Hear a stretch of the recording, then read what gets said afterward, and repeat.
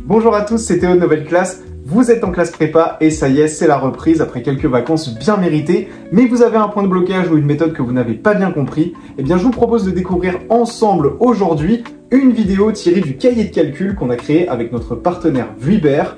Dans ce cahier de calcul, vous trouverez de nombreux exercices corrigés, mais également des vidéos créées avec les professeurs de Nouvelle Classe pour vous aider à bien comprendre chaque méthode pas à pas. C'est réellement l'indispensable pour réussir votre classe préparatoire. Alors si cette vidéo vous plaît, eh bien n'hésitez pas à vous procurer le cahier de calcul en vous rendant sur nouvelleclasse.com ou en cliquant sur les liens qui sont autour de cette vidéo. Allez, c'est parti! Bonjour à tous, je suis honoré de vous retrouver dans cette petite capsule vidéo pour vous parler un peu des formules d'addition. Nous allons voir ensemble les formules d'addition qu'on utilise avec le sinus, le cosinus et la tangente. Pourquoi? Eh bien, l'objectif, c'est d'arriver à calculer les sinus, les cosinus ou les tangentes d'angles non remarquables. Quand je parle d'angles remarquables, bien évidemment, je parle de 0, pi sur 3, pi sur 4, pi sur 6, pi sur 2 et leurs multiples. Par contre, pi sur 4 plus pi sur 3, qui n'est autre que 3pi sur 12 plus 4pi sur 12, 7pi sur 12 n'est pas un angle remarquable et vous verrez qu'avec une technique super sympa, on va pouvoir calculer les sinus, les cosinus et les tangentes de ces angles. Pour commencer, nous allons faire un petit rappel des formules que vous devez impérativement connaître, les fameuses formules d'addition du cosinus. Nous allons considérer cosinus de a plus b, cosinus de a moins b, le sinus de a plus b, le sinus de a moins b. En bonus, je vais vous donner les formules de duplication du sinus et du cosinus. Nous allons également en profiter pour parler de la tangente d'une somme ou d'une différence, le sinus de 2a et le cosinus de 2a. C'est parti, et je vais en profiter pour vous donner un petit moyen mnémotechnique pour calculer le cosinus de a plus b. Le cosinus, ça commence par C et O, comme le mot contrariété, contrarié ou contraire. Le cosinus nous contrarie, le plus se transforme donc en moins. Et comme le cosinus est très contrariant, il ne se mélange pas au sinus. Cos A plus B, c'est cos A, cos B, moins sinus A, sinus B. Et comme vous l'aurez compris, pour la suite, comme le cosinus nous contrarie, le moins se transforme en plus. Alors attention, il ne s'agit pas de mathématiques, mais c'est bien un moyen mnémotechnique, c'est celui que je donne à mes étudiants, pour qu'ils retiennent ces formules en quelques secondes. Le cosinus est contrariant, il ne se mélange donc pas au sinus, ce qui nous donnera cosinus A fois cosinus B, et comme il nous contrarie, le moins c'est un plus sinus A fois sinus B. Quant au sinus, il est très sexy et très sympathique.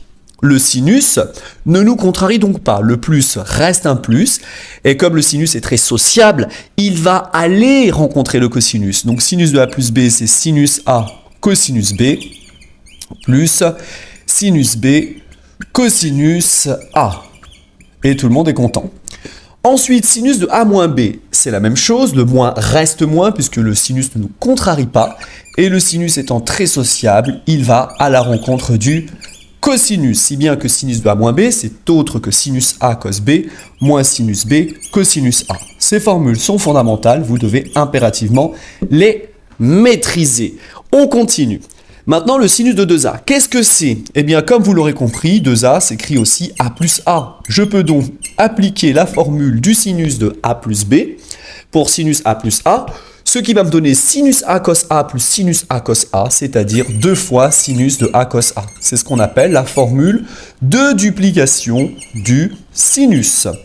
Nous poursuivons ensuite avec le cosinus. Cosinus de 2A n'est autre que cosinus de A plus A, c'est-à-dire, attention, regardez bien, cos de A plus A va nous donner cos A fois cos A moins sin A fois sin A, c'est-à-dire cos carré de A moins sinus carré de A.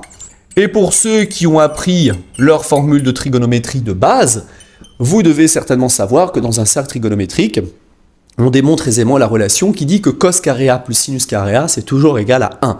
Donc, si je remplace le cos carré par 1 moins sinus carré, j'aurai 1 moins sinus carré, c'est-à-dire 1 moins 2 sinus carré de A. Mais j'aurais pu remplacer le sinus carré par 1 moins cos carré A, si bien que j'obtiens cos carré moins, j'ouvre une parenthèse, 1 moins cos carré, j'obtiens alors 2 cos carré A moins 1. Voilà les 3 formules de duplication du cosinus qu'il est important de connaître pour la linéarisation. Vous verrez ça dans une prochaine capsule vidéo. Le cos de 2A n'est autre que cos carré A moins sinus carré A, ou 1 moins 2 sinus carré A, ou 2 cos carré A moins 1. Maintenant, Je vais vous parler de la tangente. Tangente de A plus B, attention. Alors c'est très important à connaître. La tangente de A moins B, c'est tangente A. Alors on va plutôt faire tangente de A plus B, veuillez m'excuser. Ça sera donc tangente A plus tangente B. Donc ces formules se démontrent à partir des formules du sinus et du cosinus, puisque vous savez que tangente de A plus B, c'est sinus de A plus B sur cosinus de A plus B. Le tout divisé par 1 moins tangente A fois tangente B. Vous pouvez faire la démonstration pour le plaisir. Bien. Et enfin, tangente de A moins B, qu'est-ce que ça va donner? Eh bien, c'est pareil que tangente de A plus moins B. Vous appliquez la formule du dessus en remplaçant simplement le B par moins B. Vous obtiendrez alors tangente de A plus tangente de moins B. N'oubliez pas que la fonction tangente étant impaire, tangente de moins B, c'est égal à moins tangente B, ce qui me permet de tout de suite remplacer par moins tangente B. Et comme tangente de moins B, c'est moins tangente B, avec le moins, ça donnera un plus, et vous obtiendrez 1 plus tangente A, facteur de tangente B, et tout le monde est content. Voilà. Petit tour d'horizon sur cette formule. Regardez bien. Ces formules doivent impérativement être connues par cœur et bien comprises. Vous pouvez démontrer ce résultat à partir des formules précédentes. Et maintenant, je vais vous donner un petit exercice. Je vais vous laisser découvrir l'incroyable exercice que nous allons faire maintenant. Je vous laisse quelques secondes, à vous de jouer, et on se retrouve pour le corriger. Merci. Alors, comment est-ce que ça s'est passé? Bien, pas bien? Est-ce que vous avez abouti au calcul? C'est ce que nous allons voir maintenant dans ce corrigé. Tangente de A plus B n'est autre que tangente A plus tangente B. Donc tangente de pi sur 3 plus tangente de pi sur 4. Le tout divisé par 1 moins tangente de pi sur 3 fois tangente de pi sur 4. Vous le savez, tangente pi sur 4, c'est égal à 1. Car, rappelons-le, tangente, c'est sinus sur cosinus. Tangente θ est égale à sinus θ sur cosinus θ.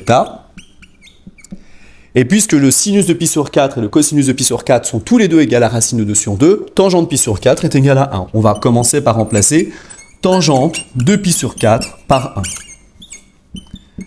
Voilà, ça simplifie déjà l'expression. Et maintenant, nous allons exprimer tangente de pi sur 3. Tangente pi sur 3, c'est sinus de pi sur 3 sur cosinus de pi sur 3. Celui-ci amène souvent des erreurs d'appréciation.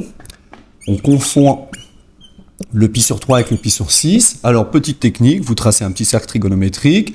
Pi sur 3, c'est environ 60 degrés exactement. Donc, vous avez quelque chose qui est ici. Et le cosinus vous donnera un demi, tandis que le sinus vous donnera racine de 3 sur 2. Donc, on ne peut pas se tromper. Vous avez donc racine de 3 sur 2 au numérateur divisé par 1 demi, ce qui donne après simplification racine de 3 sur 1. Je remplace alors et j'obtiens racine de 3 plus 1 sur 1 moins racine de 3. Si vous ne voulez pas de radical au dénominateur, il vous suffira de multiplier par la quantité conjuguée au dénominateur. Le conjugué de 1 moins racine de 3, c'est 1 plus racine carrée de 3. Et ainsi, vous obtiendrez racine de 3 plus 1 au carré sur a moins b facteur de a plus b. Ça va vous donner a carré moins b carré, donc a moins 3, c'est-à-dire moins 2. Et au numérateur, a plus b au carré n'est autre que a carré plus b carré plus 2ab, donc 1 plus 3 plus 2 racine de 3, c'est-à-dire 4 plus 2 racine carrée de 3. Après simplification, 4 sur moins 2 vous donne moins 2, 2 racine de 3 sur moins 2, moins racine de 3. Et c'est terminé. Voilà comment on peut donner la tangente d'un angle qui n'est pas remarquable. Et puis, sachez que pi sur 3 plus pi sur 4 s'écrit aussi 4 pi sur 12 plus 3 pi sur 12, c'est-à-dire 7 pi sur 12. Vous avez donc été en mesure de calculer la tangente d'un angle non remarquable à partir d'angles qui, eux, sont remarquables. Voilà, à très bientôt. Merci d'avoir suivi cette petite capsule vidéo et on se retrouve pour de nouvelles aventures. Merci.